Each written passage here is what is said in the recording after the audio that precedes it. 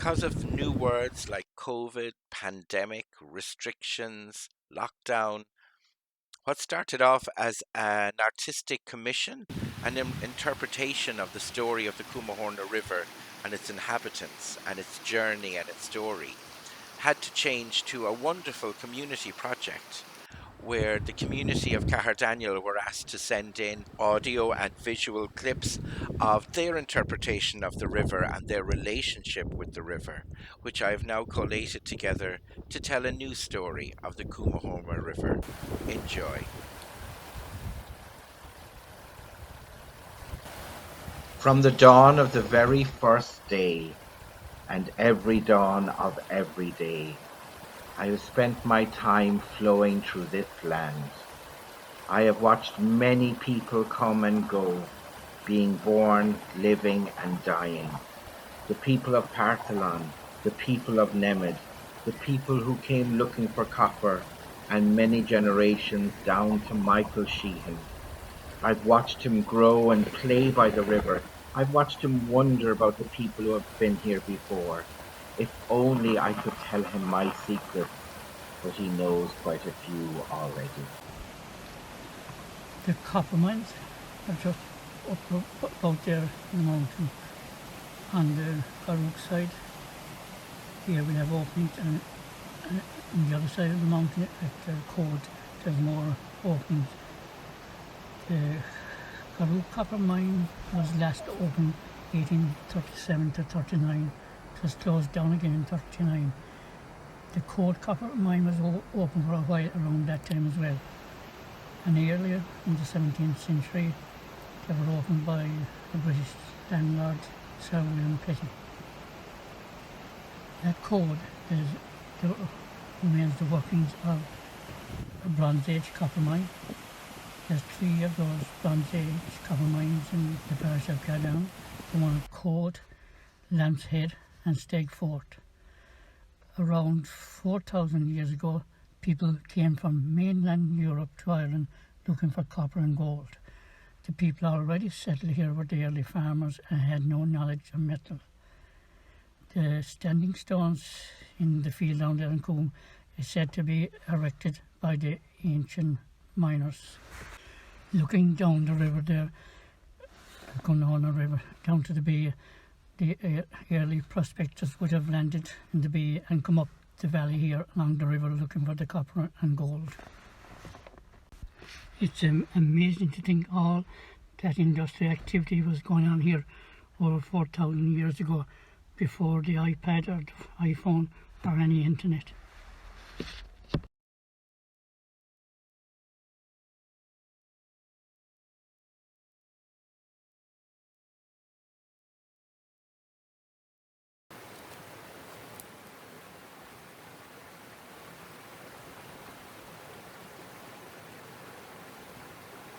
You don't have to be born at my banks to be one of my friends. I have welcomed many visitors in the forms of birds, animals, plants and people on my banks. They have come from many different shores and many different lands to rest a while and take in the beauty of where we are. Some are beautiful and fit in so easily, it's like they were part of the structure of the land. While others are invasive, encompassing, and drowning out all other voices except their own. It saddens me to see these take over. But Kevin is a very welcome guest to my land. In equal amounts he has love and respect for the waters, for the rivers and for the sea. He really understands and loves what the water does.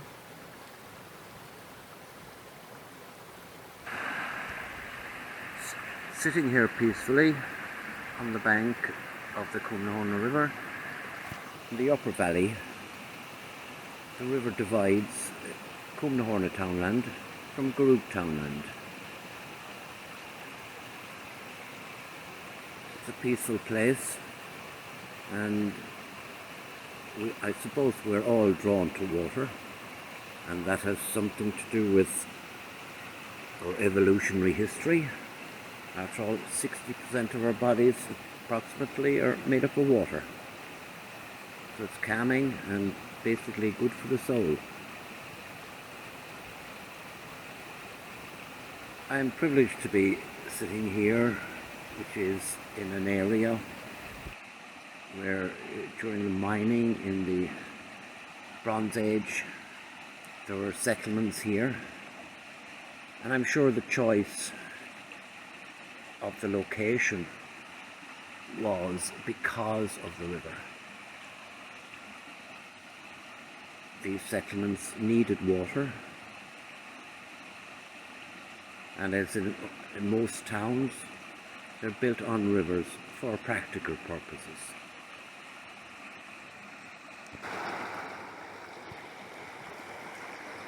Caherdaniel River has many sources, but principally the main source are the surrounding mountains with their blanket bogs. These blanket bogs hold and retain water, rainwater, and slowly release this water right throughout the year, fed by small tributaries, many of which you can just step across in the upper parts and proceed to feed the main artery from these veins, the main river which flows down through the valley, dividing Guruk and Caherdaniel townlands, and on through the village, Caherdaniel village, and then on to Derrynan. It is believed that the dune formation in Derrynan has been. The river did contribute in a very significant way to the formation of the sandflats and the dunes at Derrynan. The natural erosion during floods, one can see the immense amount of silt carried down towards the sea, and this did contribute and continues to contribute to the dune formation, which is a vital part of the biodiversity of the seashore area. Making a paddle wheel on a river was always something I really enjoyed, and that probably gave me the feeling that rivers have power. It is a resource that could be tapped, and of course it has been tapped, and not just in recent times, because back in the 1950s, Maurice O'Sullivan, just down the river from us here, he generated his own electricity for his farm. The electricity didn't come to Caherdaniel until about 1963, so he was ahead of his time. Really, really good.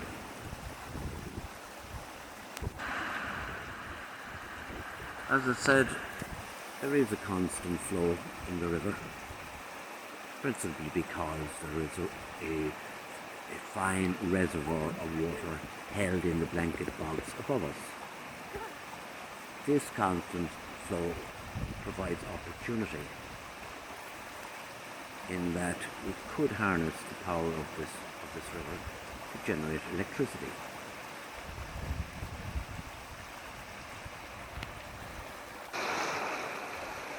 It's not often easy to see life in the river, but I am aware and have seen eels and brown trout. Their existence is obvious because of the visits by the hern on a regular basis to certain points in the river where I'm sure, absolutely sure, he doesn't come up here unless there's some feeding.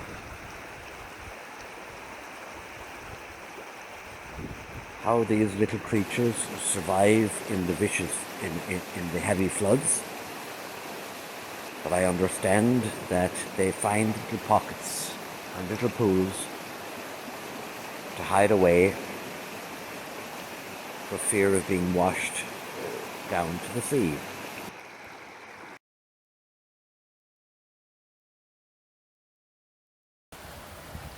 I have delighted in watching birds build their nests, lay eggs into those nests, and hatch them into chicks. I have been a form of protection and growth and knowledge to those chicks and many other young people of the area. Children have swam in the river. There was a little cave where people wrote beautiful inscriptions. They found millstones, but it was also a place of work. We have some stories from Lisa and Teresa about how they grew up near the river.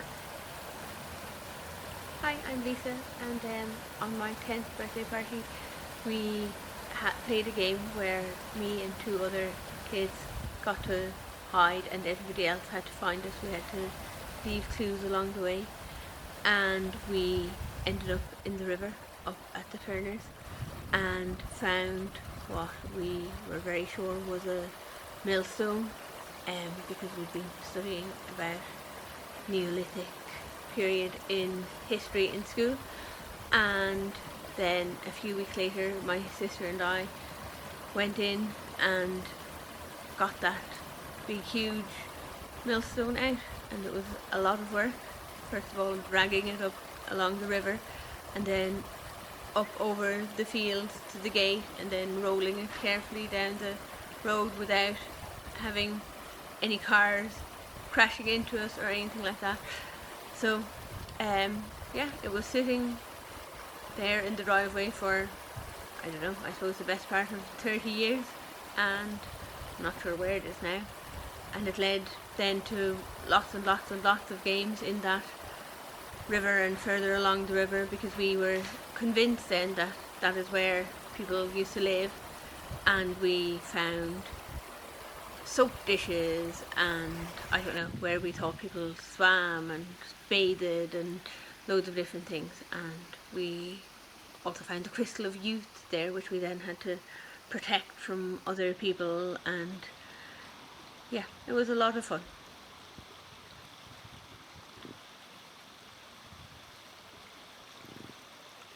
Hello.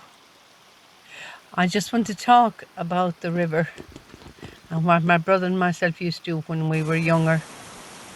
Every morning before we went to school, we used to go down to the river and bring up buckets of water to my mother to do the washing, because we didn't have any water in the house, obviously, those years ago. So we used to bring up buckets of water before we went to school. Then when we came home from school, we used to go down fishing, my brother and myself again. And we used to go into the river, say about midway in the river, and we call them sweet gallons, we call them.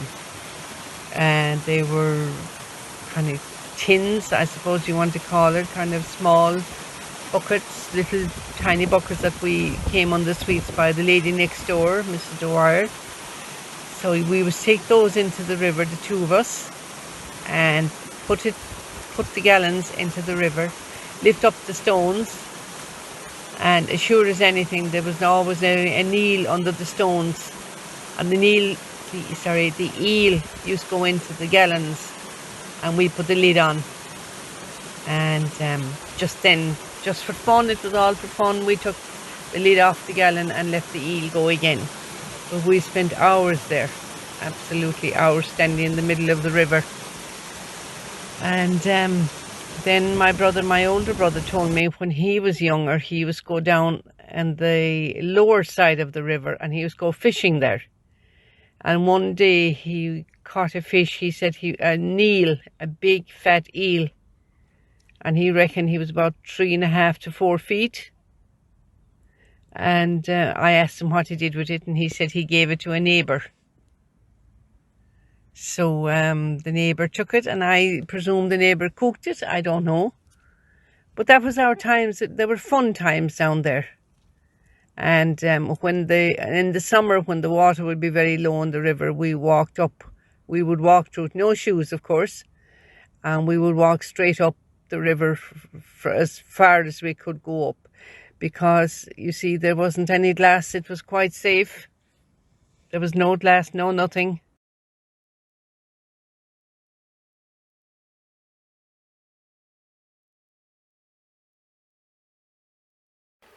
As in life, the fast-paced gurgling flowing down the mountain slowly, slowly calms down, and you begin to appreciate the quieter things in life. And I definitely remember all the stories I heard in the storyteller's house, Tegan Shanachie. There was the fun, there was the store of wealth and many stories. People would come from all over, walking over hills and valleys to hear the words of the Shanachie. We are now in the O'Shea farm in Farrantee. This house was a great rambling house for storytelling, music, singing, dancing and card playing. There was always a great welcome for everyone. This was the home of Shanachie Bat O'Shea. The craft of the Shanachie was handed down to Bat from his father Cahan. Bat O'Shea then handed down the craft to Eamon Kelly after he was introduced to him by Brian McMahon. So the craft of the Shanachie lives on. This house is going to be restored to its former glory in the coming years.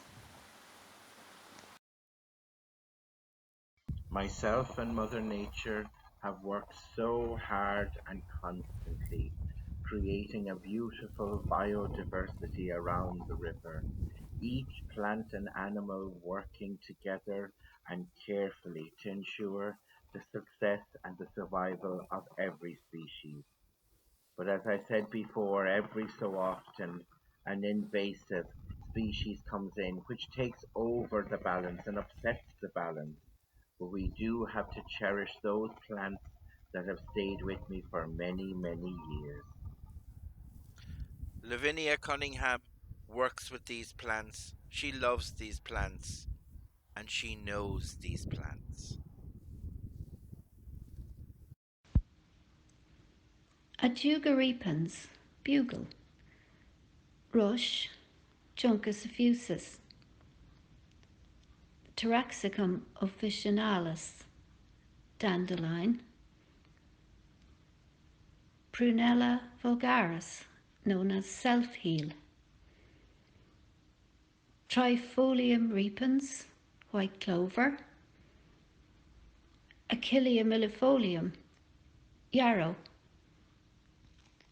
and Primula vulgaris, the primrose, growing with Chrysosplenum oppositifolium, the golden saxifrage, on the banks of a tributary of the Cúmnahorna River.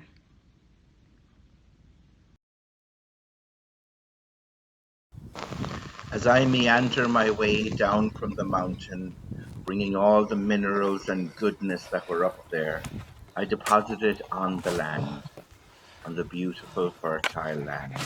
And not only the land shares this goodness, but the people who live on the land. For generations they've harvested and planted, and not just the ordinary crops you might think, but some have different stories. The Cúmnahorna River flows alongside Nick O'Connor's farm, where he first planted early potatoes. In the early 50s, on his rounds as a postman, he got talking to a lady horticulturalist who came working in Derrynane House and Gardens. She convinced him to get his potatoes up to the Dublin market. My father made national headlines as he beat the country's early potato producers in the race to be first with their produce on the Dublin market. He made a crate to carry 100 weight of spuds and fitted it to his scooter and drove to Caherdaniel to catch the train. He was also encouraged by local TP Father Gerard Dillon to become involved in a daffodil growing project undertaken by the County Committee of Agriculture. A lorry came from Holland with the bulbs, and he set a quarter acre of them. The whole family became involved in the harvesting to get ready for dispatch to Dublin. The boxes of daffodils were put on the mail car as it passed through Caherdaniel and dropped at Killarney train station to go to Dublin. Mick O'Connor's daffodils were sold in Moore Street Market from 1968 to 1974.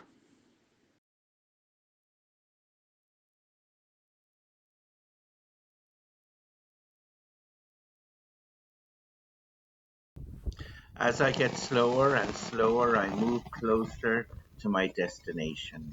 I can smell the Atlantic from here. But I'm always puzzled by this strange house. This house that isn't a house, it's a boat. And I often call to the boat to come with me out to sea. But it is a house, and it stays.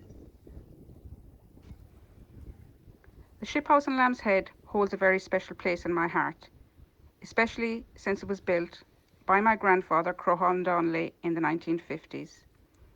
It was built from mass concrete and he was helped by his sons Mike, Pats, Dodie, Jim and Johnny. It was built for the sum of £1,000, which was probably a fortune back in those days. When we were growing up,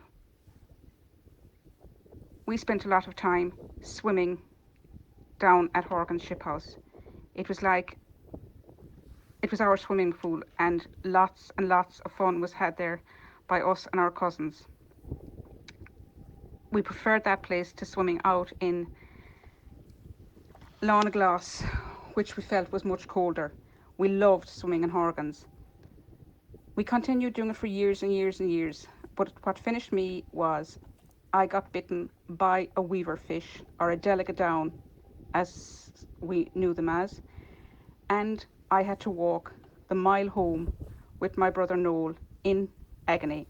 There were no mobile phones where we could ring somebody to pick us up.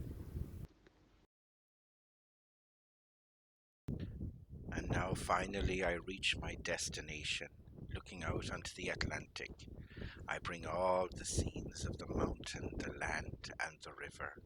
I also bring with me the dreams, thoughts, words, and memories of the people who have watched me, who look after me, who help and use me in a good way.